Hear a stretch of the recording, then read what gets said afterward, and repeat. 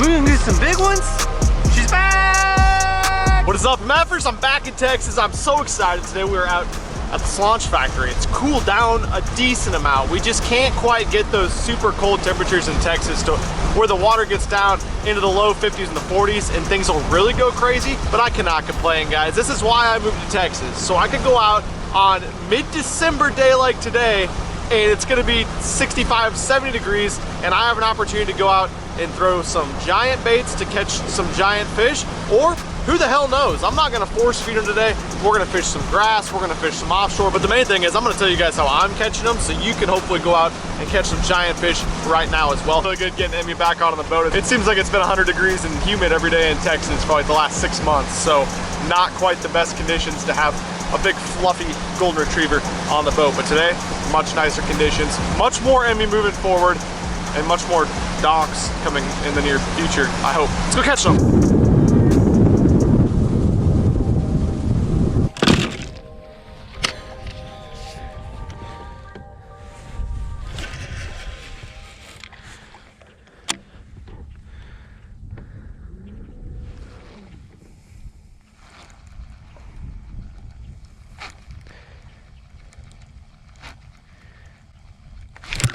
Got him. Yeah, yeah. Oh yeah. You bet. Moved all the way to the back of a creek. Watch out, Emmy girl. Watch out, Em. He's coming in. Oh. Yeah, bud. Yeah, bud. Look at that behemoth. What do you think about that one, Emmy girl? Look at that. Big old swim bait down his gullet. He had about 5 or 6 friends with him too. Deal. Look at that. Just started in the back of this little creek right here. Little 6-pounder. Big old head on him. You bet. This guy's got kind of a goobered up little mouth. Been caught about 300 times today probably. So I've been at this lake several times, but I've never even fished this spot before. Super unique spot. Put the trolling motor down and I see 5 or 6 of these angry little grass eaters. Big old head on them. Definitely needs to put on some of that fall and winter weight, but can't hate starting like that. I gotta show you what I'm fishing though. It's pretty freaking badass. All right, big girl. Go back, get big, get bigger. What do you think? Good start? Do we get a fist bump? Cole always fist bumps me, but I feel like you're just gonna let me down all day. Hey, good? Does it smell good? My fingers smell good now?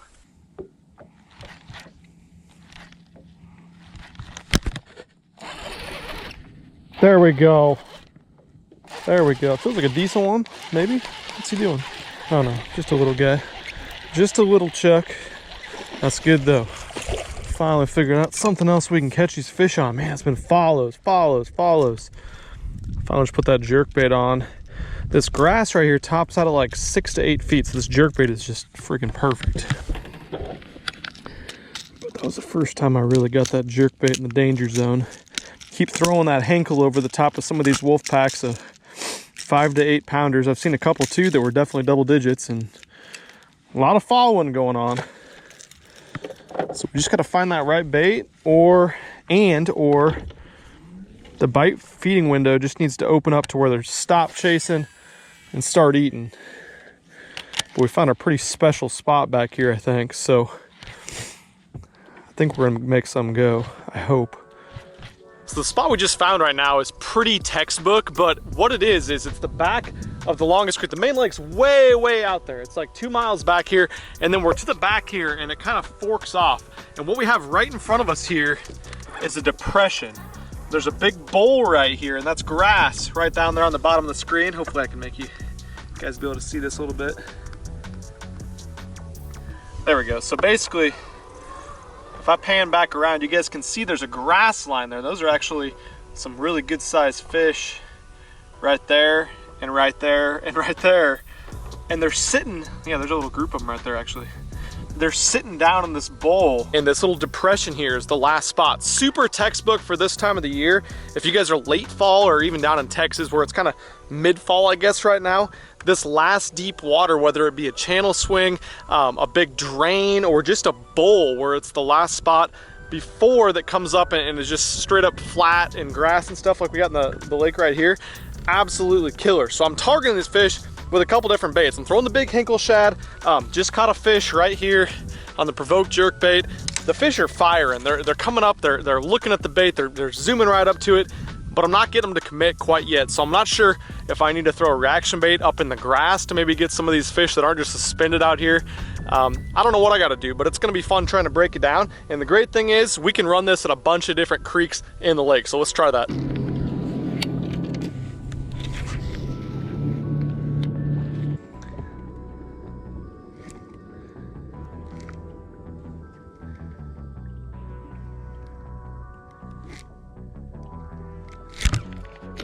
Yes. Come here, big girl. Oh my goodness. No.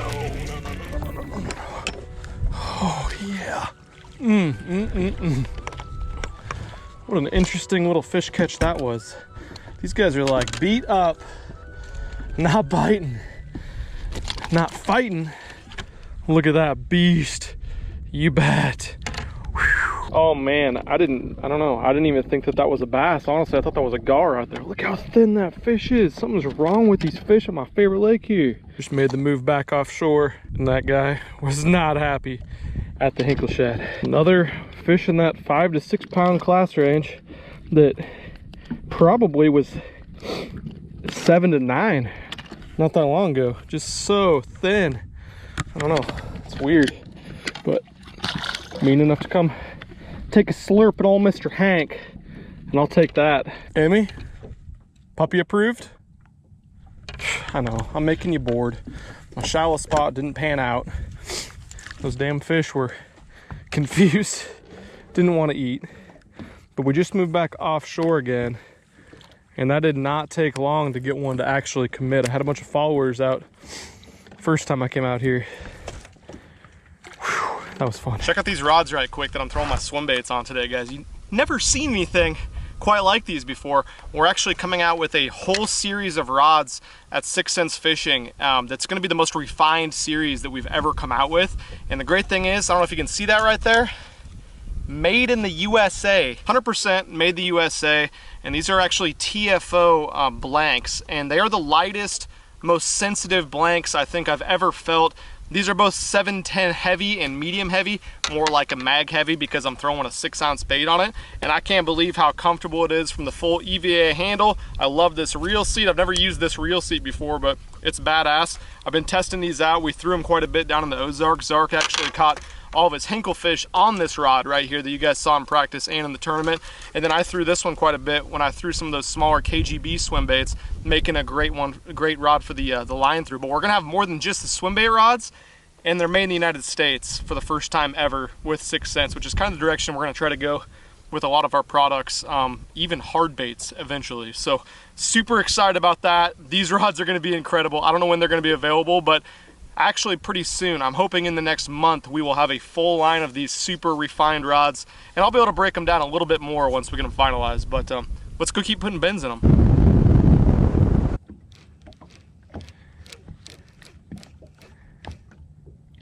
Oh my God.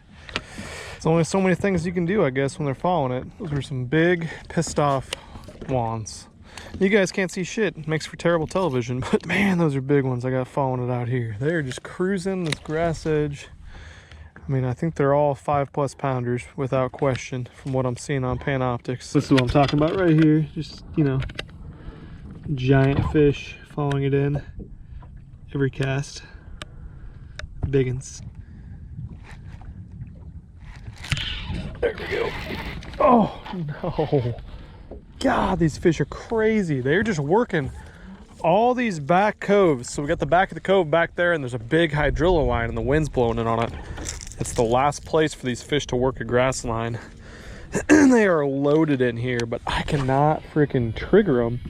I don't know if I need to pull out like a deep chatterbait or a crank or something to hit the top of it. They freaking follow that hinkle shad and just rip it and don't get the hook, and then they're just hot firing all over the place in this jerk bait, and once again hit the brakes when they get up to it, which is so weird. I'm not doing something right though, so I'm just gonna keep making adjustments. This is little frustrating, but it's gonna be worth it when we get it right.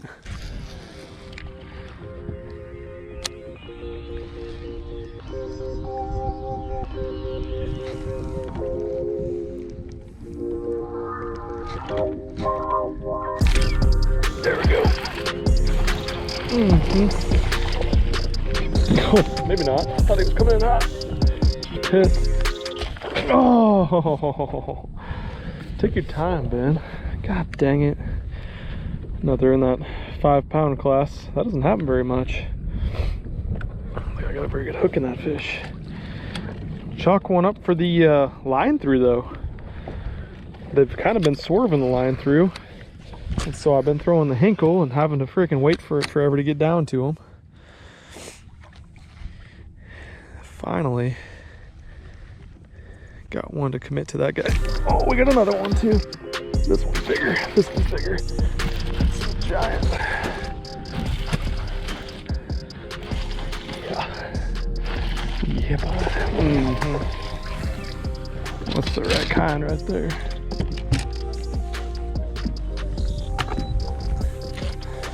Is the right kind. Yeah, bud. That one's built a little bit better. Another one of those freaking tunos I'm seeing out here. Look at that. Dink. Wasn't even hooked. That's why I gotta keep pressure. Hell yeah. Another, probably right at 6 pounds. Big old mouth on her. Can't hate it.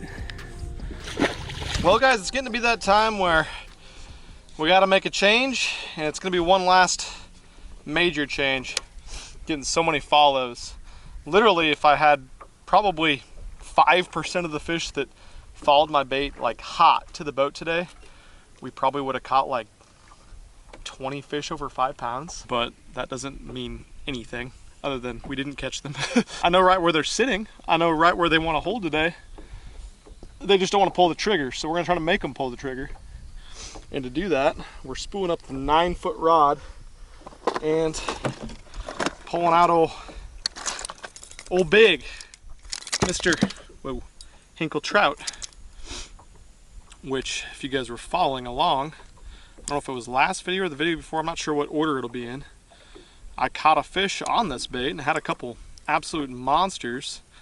That was in a fishery that actually had trout in it. This fishery does not have trout in it, but that can imitate more than just a giant trout.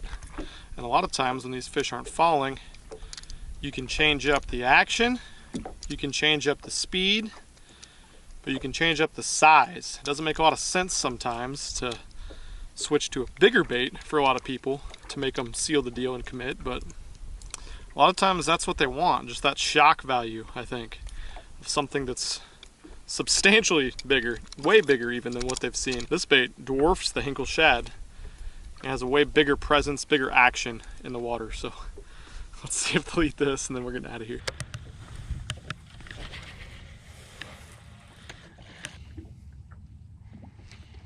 And a follow on the first cast.